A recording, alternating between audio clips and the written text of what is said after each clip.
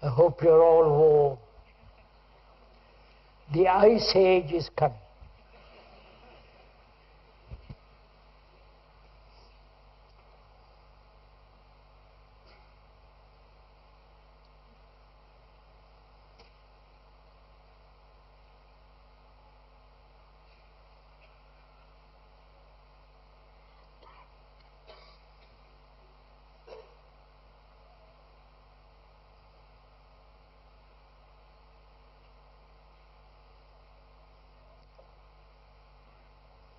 The speaker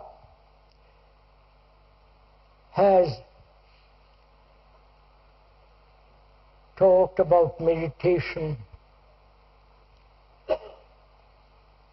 and the things involved in meditation at the end of the talks,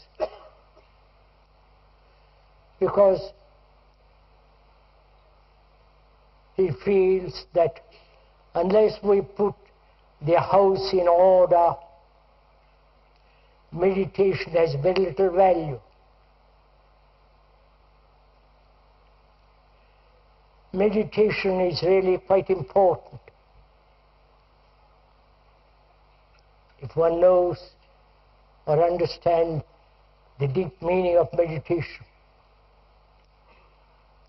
And he has purposely put it at the end of the talks,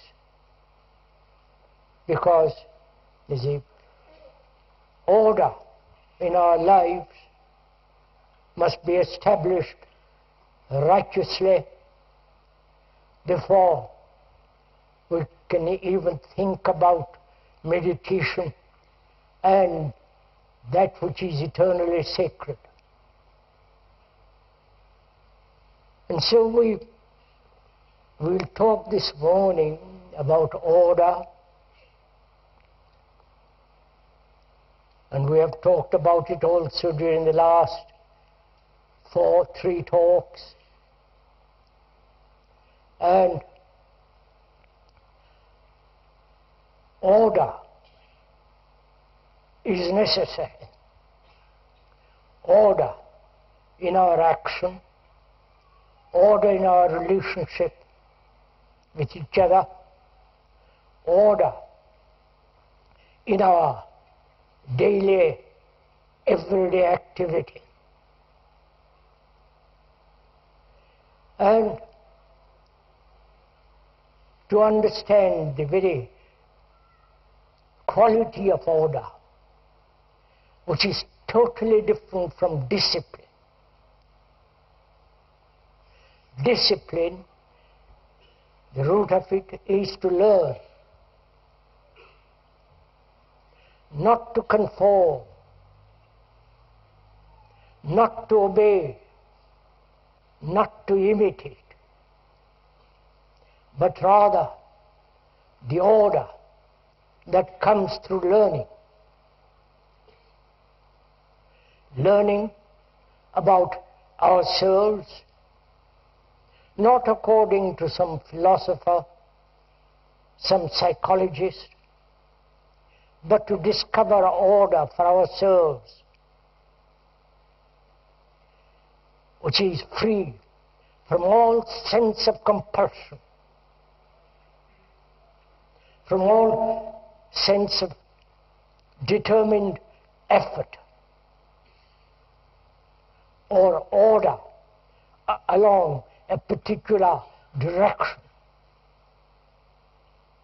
and to discover that order which comes very naturally, and therefore in that order there is righteousness,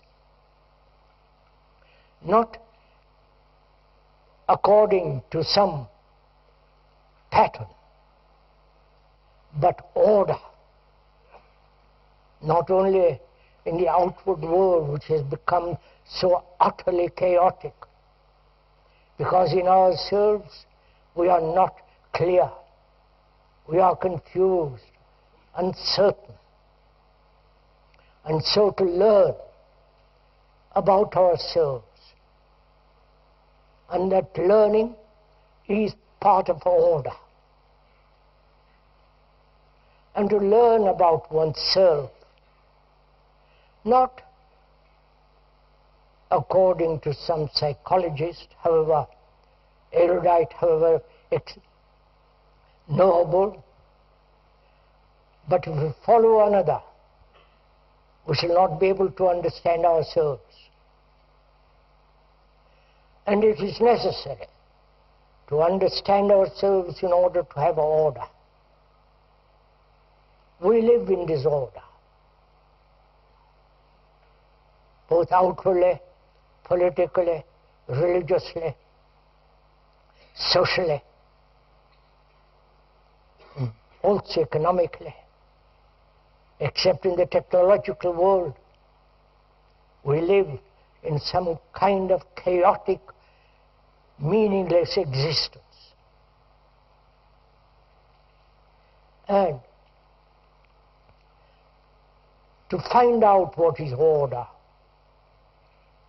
we must begin to understand, if we may point out,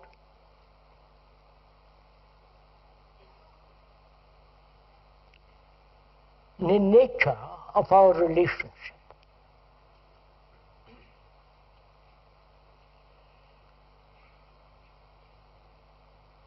We live, and our life is a movement in relationship. One cannot possibly live alone,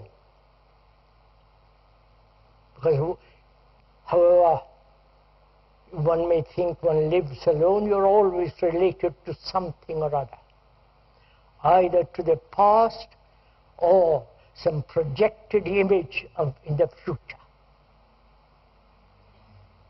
So life is a movement in relationship.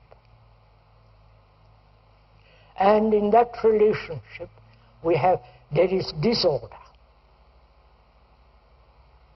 And we must together examine closely why we live in our relationship with each other, however intimately or superficially, why we live in such disorder in our daily life.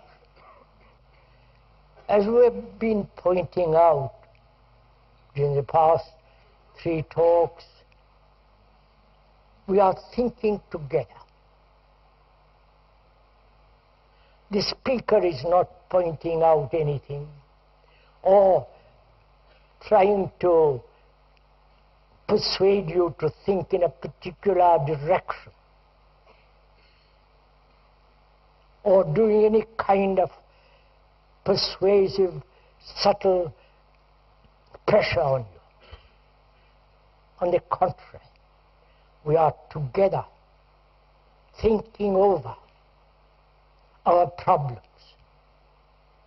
human problems, thinking together and discover what our relationship with each other is. Whether in that relationship there is order, whether in that relationship we can bring about order. And so, to understand the full meaning of relationship with each other, however close, however distant, we must begin to think, we must begin to understand why the brain creates images. I hope we are following each other. Why we have images about ourselves and images of pictures